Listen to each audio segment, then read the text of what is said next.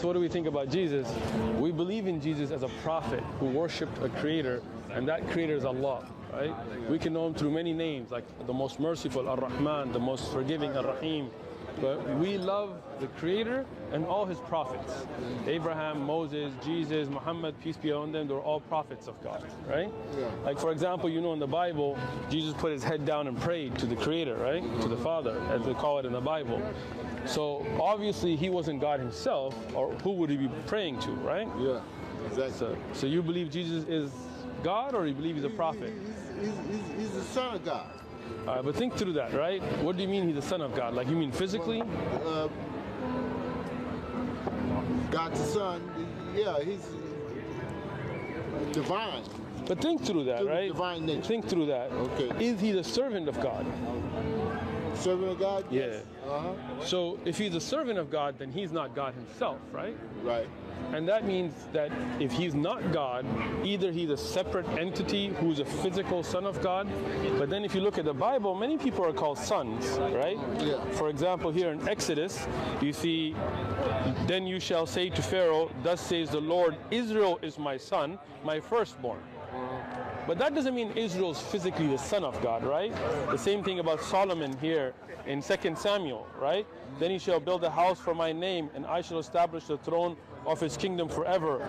I will be his father, and he shall be my son. But again, not a physical son, right? David in the book of Psalms, right? In 2:7, I will declare the decree the Lord has said to me, to David, you are my son, today I have begotten you. Oh, yeah. Right? So we got Ephraim, we got Adam, right? But that means they're not physically, like Adam had no father and no mother, right? Yeah. But those are terms of endearment, maybe in the Aramaic language. But God has no kids. God is one, he has no wife, he has no girlfriends, he has no father, he has no roommates. Like those are all human relations. God is above all that. You believe that, right? Yes. You believe there's one creator, right? That creator is all powerful, all knowing, right?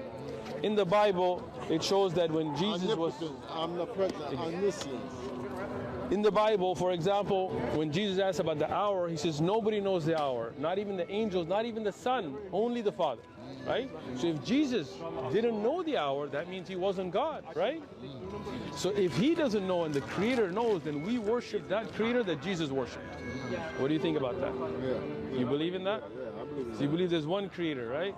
Yeah. And that Creator sent prophets, right? Yes. Like Abraham, Yes. like Moses, Yes. like Yes. Jesus, like Muhammad, peace be upon them. You believe Muhammad was a prophet?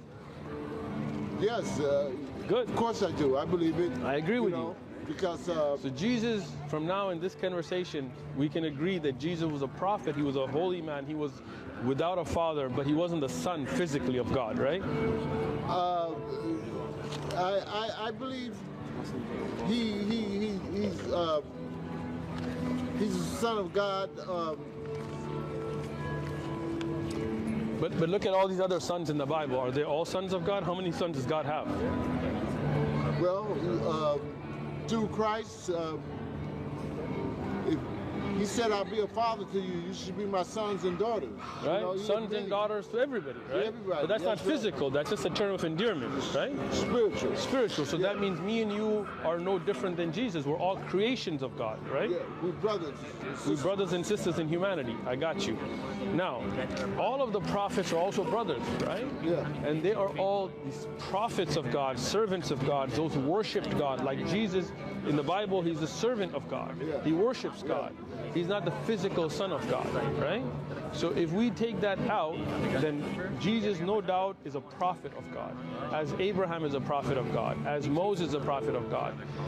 When you go to a priest, and in America, like Catholics and stuff, they'll tell them, forgive me, Father, for I have sinned. But they don't mean, I'm not Catholic either, I feel you, but I'm just saying, they don't mean that he's literally their physical father. It's just a term of respect, right? You may look at a young man and be like, let me holler at you, son, right? But you don't mean that his mom and you were in a relationship. You mean just a term of endearment. In that way, you could say all these in the Bible were terms of endearment. But the problem is people have taken him to be physically the Son of God, like a part of God. And he was a human being. And you know that God is above all that. He's above human relations. He doesn't get tired. He doesn't sleep. He doesn't lie. He doesn't cheat. God is all-knowing, all-aware, all-powerful, right? Yeah. God doesn't forget when the hour is. God always knows, right? Yeah. So let me present to you the Muslim belief, which I think you already have, right? One creator, created the universe, created everything.